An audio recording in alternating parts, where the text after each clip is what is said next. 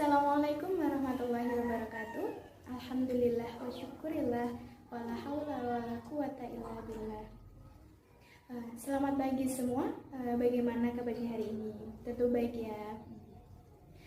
Sebelum pembelajaran hari ini dimulai, terlebih dahulu mari kita awali dengan bacaan suratul Fatihah.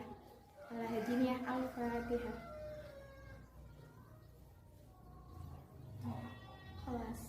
Nah, sebelum pembelajaran dimulai, di sini Ibu akan menyampaikan mengenai tujuan dari pembelajaran. Nah, untuk tujuan dari pembelajaran di sini diantaranya sebagai berikut. 1. Menunjukkan sikap tawadhu dan khusyuk dalam beribadah. Yang kedua, menunjukkan sikap patuh dan mawas diri. Yang ketiga, memahami pengertian dan hukum iktikaf. Yang keempat, mengidentifikasi syarat dan rukun iktikaf. Dan yang terakhir, yang kelima, mempraktikkan tata cara melaksanakan iktikaf. Pelajaran pada pagi hari ini materi mengenai hikmah iktikaf. Nah, apa sih iktikaf itu? Di sini nanti akan dijelaskan mengenai pengertian iktikaf. Pengertian iktikaf secara etimologi yaitu berdiam diri di suatu tempat. Secara terminologi, iktikaf yaitu berdiam diri di dalam masjid untuk beribadah kepada Allah SWT yang dilakukan oleh orang tertentu dengan tata cara tertentu. Mengenai iktikaf, dalam Al-Quran terdapat sepenggal ayat yang menjelaskan tentang iktikaf. Berikut bunyi ayatnya. Wala tubashiruhunna wa antum akifuna fil masajid. Yang artinya, dan janganlah kamu campuri mereka itu sedang kamu beriktikaf dalam masjid. Rasulullah Shallallahu Alaihi Wasallam bersabda, Anna Nabiya Shallallahu Alaihi Wasallam kana ya'takiful usral awakhir min Ramadana hatta tawaffahullahu summa i'takafa azwajihi min ba'di. Rawahu Bukhari Muslim. Yang artinya, sesungguhnya Nabi Muhammad SAW senantiasa beriktikaf pada 10 hari yang terakhir pada bulan Ramadan. Kemudian para istrinya beriktikaf setelah beliau wafat. Hadis riwayat Bukhari wa Muslim.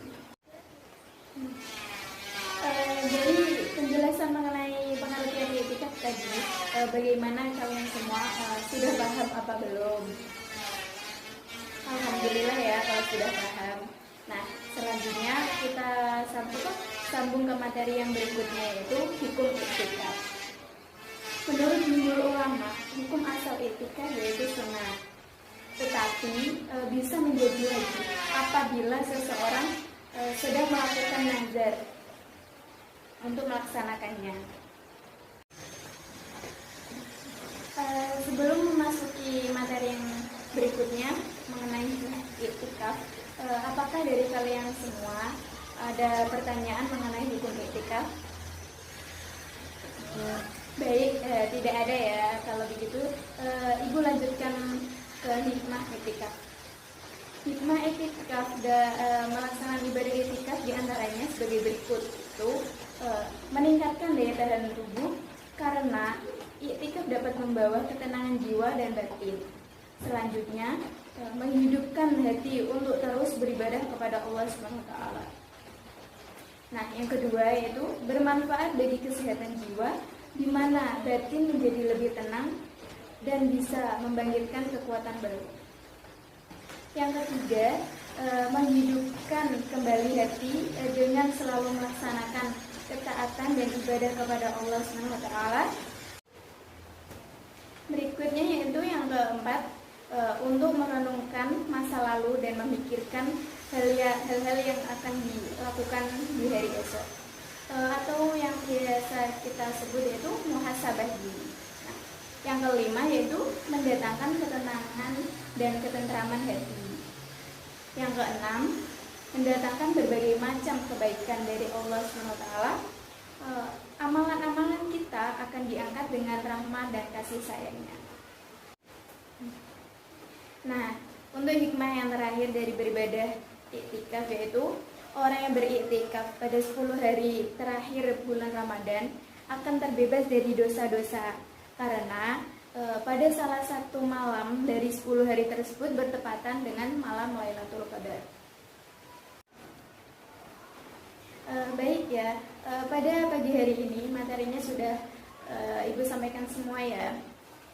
Apakah dari kalian semua ada yang masih belum paham atau ingin menanyakan mengenai materi hikmah ini? Baik ya, kalau sudah tidak ada, selanjutnya itu refleksi. Setelah mempelajari materi tentang ibadah iktikaf, kalian semua pasti tahu bukan betapa pentingnya ajaran Nabi Muhammad SAW yang harus kita laksanakan baik sunnah maupun fardhu ain. Selain sebagai ungkapan rasa syukur kepada Allah SWT, iktikaf juga menjadi cara kita untuk bermuhasabah agar ke depan kita menjadi lebih baik. Baik, sudah cukup materi pada pertemuan hari ini. Kita sambung pada hari berikutnya. Semoga kita mendapatkan ilmu yang bermanfaat pada pembelajaran pagi hari ini ya. Baik, kita tutup pembelajaran pagi hari ini dengan bacaan hamdalah bersama-sama. Alhamdulillahirabbil alamin. Assalamualaikum warahmatullahi wabarakatuh.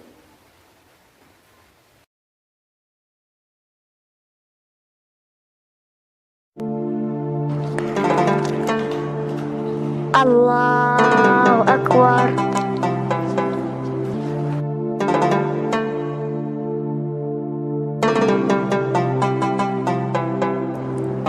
Assalamualaikum warahmatullah. Assalamualaikum warahmatullah.